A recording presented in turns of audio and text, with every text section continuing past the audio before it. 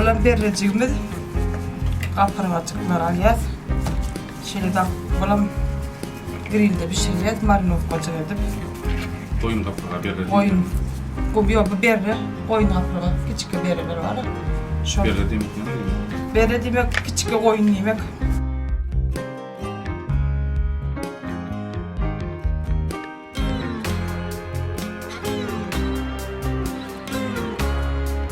Şu an kapırmacımız pişirip başlayacağız.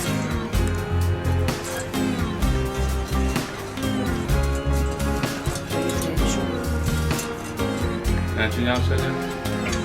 Yapışmadı o çünkü çalacak. Çalacak.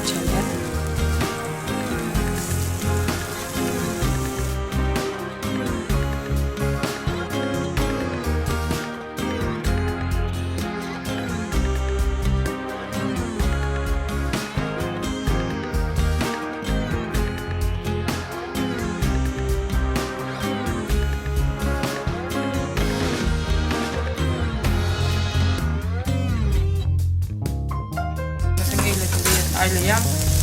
Onlar ulurak, grill olmadan derece yanmak kullanmalı. Şunu çalatındırak olmalı.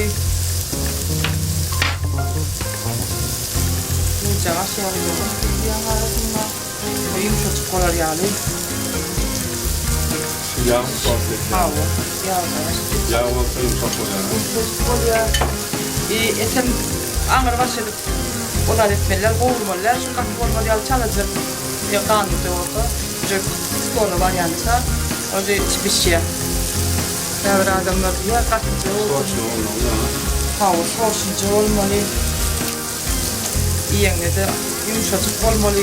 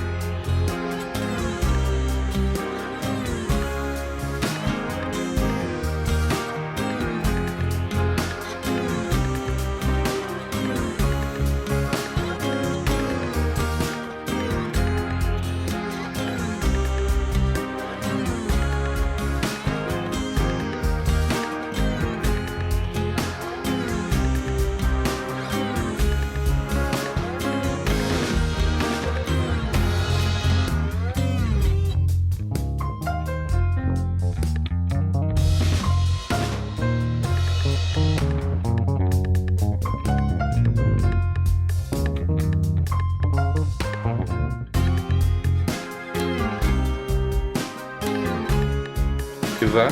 Arada da ilk korkuyor ya. Neler unuttum ne kadar. Şuna bir kapırga deysin yani. Ana doğru Cemal. Cemal kovultur diye. Ben senin ilk korkuyor. Vay boş sigara yedireydin. Fara ama da işte. Ona laf olmaz. Bizim hakkımızda ayrık kaldı.